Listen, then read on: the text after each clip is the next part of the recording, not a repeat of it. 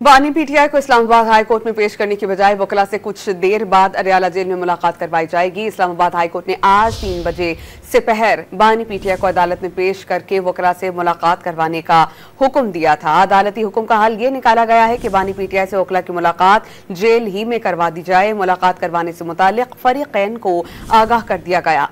Faisal Chaudhary advocate ने बानी PTI से जेल में मुलाकात के लिए तलब किए जाने की तस्दीक भी कर दी है। सांबा की तरफ से ये इत्तला आई कि जो मुझे 3 बजे अडियाला में जो है इमरान खान साहब से मुलाकात के लिए बुला लिया गया है और मेरी पटिशन पे जो जारी होने वाला अहकाम है जिसमें इमरान खान साहब को यहाँ पे इस्लामाबाद हाई कोर्ट में पेश करने का हुक्म दिया गया था। तो हुकूमत ने जो है वो पहले 3 से अभी तक वो रुका था। तो अल्लाह का शुक्र है कि मेरी पटिशन में ये कामयाबी हुई है और हम जो है इमरान खान साहब से भी मुलाकात करेंगे और मुलाकात के बाद भी मैं अपने वीडियो मैसेज में आप तमाम दोस्तों को इस मुलाकात की डिटेल से आगाह भी करूँगा। Thank you very much. Allah ताला सबका हामी नासर।